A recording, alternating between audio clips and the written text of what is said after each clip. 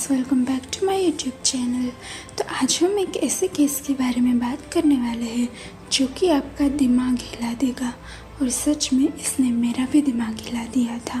फरवरी 28, 2021 को ही रात को एक रिवर के एज पे अपनी कार पार्क करके बैठा था, जो कि बस अपना माइंड फ्रेश करने आया था। पर जब उसने वहाँ से जाने का सोचा तो उसकी कार वहाँ से ऊपर आने की वजह उल्टा उस रिवर के अंदर जाने लगी। थोड़ी देर के लिए वो भी पैनिक हो गया, पर जैसे तैसे करके वो कार को रिवर में ही छोड़ के खुद बाहर आ गया और उसने अपने मॉम डैड को कॉल किया। उसकी मॉम टेरी और उसके डैड ब्रायन दोनों वहाँ पर पहुँचे, पर कार पानी में डूबने की वजह से उसका इंजन स्टार्ट नहीं हो रहा था। तो उन दोनों ने पुलिस को कॉल किया ताकि वो आके कार को टो कर सके। जब पुलिस वहाँ पे आई तो सबसे पहले उसने सोचा कि कोई 19 साल का था, तो उसने ड्रिंक एंड ड्राइव किया होगा, जिसकी वजह से शायद गाड़ी का कंट्रोल नहीं रहा होगा। और पुलिस ने सब चेक भी किया, पर उसने दारू नहीं पी थी। और उसने जब पुलिस को बताया तो पुलिस ने भी ये मान लिया कि शायद गलती से हो गया होगा। रात के 3 बजे तक कार को टो करके बाहर निकाल लिया था और कोही अपने घर था, बट उसके पेरेंट्स वहीं पर पुलिस के साथ थे। और जब पुलिस ने कार की जांच की तब कार के पीछे के साइड कुछ रेड स्टेन्स थे।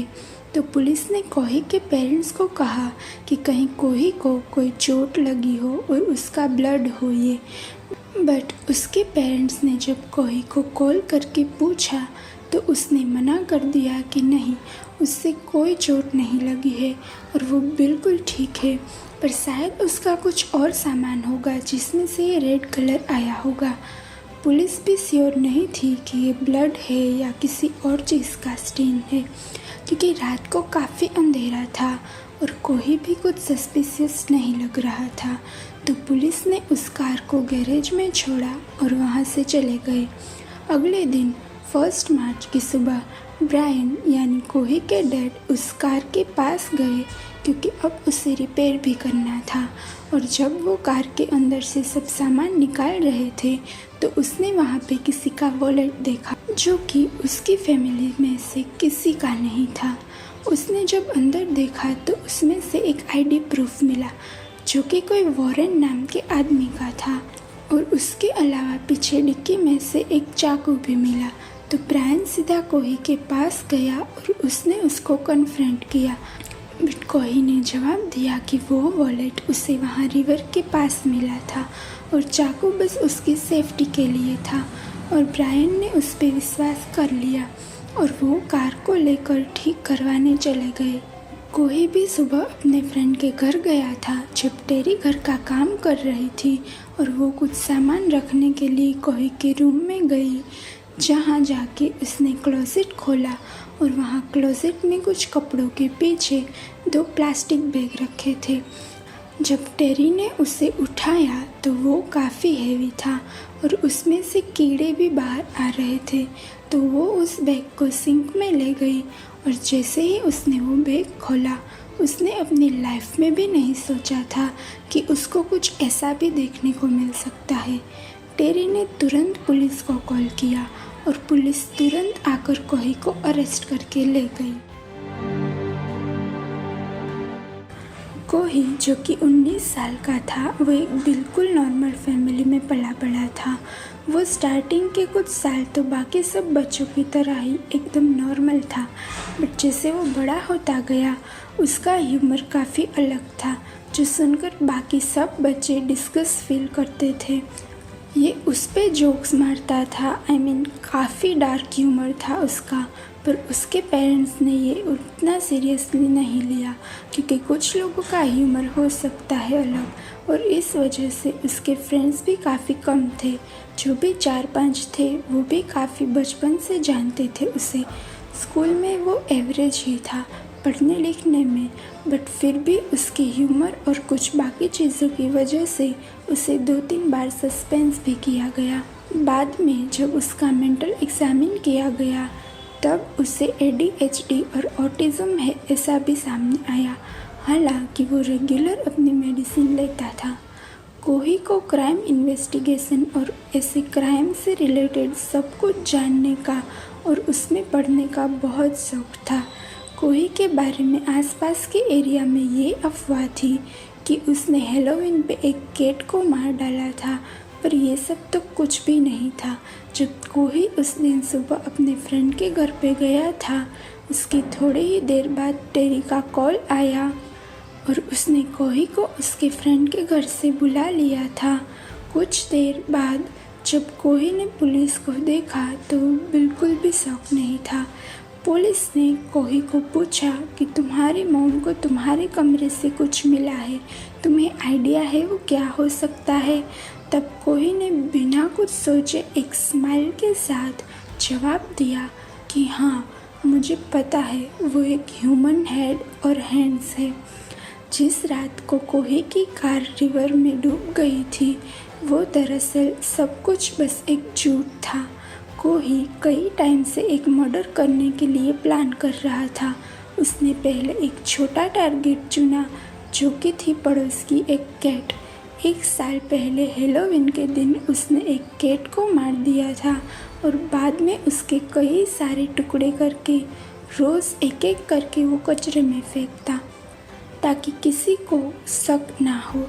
और उसने उस कैट का सिर एक शू बॉक्स में रखा था जो कि कई दिन तक वो ऐसा ट्रॉफी रखता है, बट आखिरकार उसमें से स्मेल आने लगती है तो उसे फेंकना पड़ता है।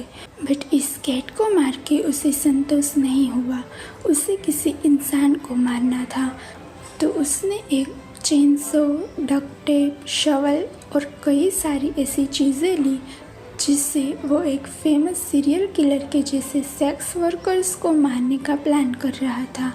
पर उन्हें टेरी ने देख लिया और उसे कुछ सस्पिशियस लगा, बट कोही ने कोई बहाना दे दिया तो उसको सिर्फ वार्निंग देकर छोड़ दिया। बट उस रात 28 फरवरी को वो यूं ही बस सड़क पे घूम रहा था कि एक ब्रिज के नीचे से जाते वक्त उसे वहाँ एक होमलेस आदमी दिखा जो वहाँ ब्रिज के नीचे सो रहा था और उसे देखकर कोही खुद को रोक नहीं पाया। उसने अपनी कार से चाकू निकाला और धीरे से वो वॉरेन के पास गया और नींद में ही वो उसे गले पे स्टेप करने लगा। पहले 1-2 स्टेप के बाद वॉरेन भी जाग गया, बट वो उसे फिजिकली फाइट कर सके उतना कैपेबल नहीं था, तो वो बस चीखता रहा और कोही ने उसके पूरे मुंह पे और गले पे टोटल 57 बार वार किया और बाद में कोही ने उसके पेट से लेकर गले तक एक इंसिजन किया।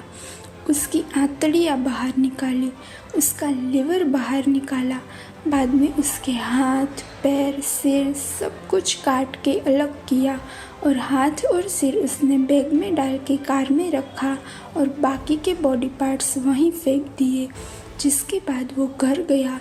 उसने नाइफ और अपने कपड़े साफ किए, प्लास्टिक बैग्स जिसमें बॉडी पार्ट्स थे वो अपने क्लोजेट में रखा और सोने चला गया। फिर बाद में उसे याद आया कि उसने जो ग्लव्स पहने थे उसमें शायद एक छेद हो गया था, तो उसे डर लगा कि कहीं पुलिस को वॉरेन की बॉडी के साथ उसके फिंगरप्रिंट्स भी ना मिल जाए। तो रात को वो फिर से उस ब्रिज के नीचे गया। उसको जो भी बॉडी पार्ट्स मिले उसने अपनी कार में रखे और वो रिवर के पास चला गया और उसने बॉडी को रिवर में फेंकने के लिए अपनी कार बहुत अंदर पार्क की थी। उसको लगा वहाँ से कार निकल जाएगी वापस, पर जब उसने बॉडी को फेंकने के बाद कार स्टार्ट की तो वो उल्टा अंदर चली गई, जिसके बाद वहाँ पुलिस आई और अगले दिन टेरी को वॉरेन का सर और हाथ उसके बेटे के क्लोजेट से मिला। इन सब चीज़ों के बाद जब कोही को इंट्रोगेट कर रहे थे तब उसने सब कुछ इतना डिटेल्स में बताया कि जैसे वो ये सब करके प्राउड फील कर रहा हो। और हाँ, जब पुलिस ने कोही को उसके मर्डर का मोटिव पूछा तो उसने बताया कि वो सिर्फ फील करना चाहता था कि मर्डर करके कैसा फील होता है। और उसने बताया कि जब वो मर्डर कर रहा था तो वो बिल्कुल एक एनिमल की तरह आवाज़ निकाल रहा था। कोई को लगा कि शायद वो मर्डर के लिए 15 से 20 साल जेल जाएगा, बट जज ने उसका ये एरोगेंट बिहेव देख के और वो जिस तरह से प्राउड था ये देख के उसे लाइफ इन प्रिजन की सज़ा हुई, वो भी बिना किसी परल के। So that was the case guys. I hope आपको ये स्टोरी पसंद आई हो। अगर पसंद आई हो तो प्लीज़ लाइक, शेयर और सब्सक्राइब कर दीजिए। I see you in the next video. Bye bye.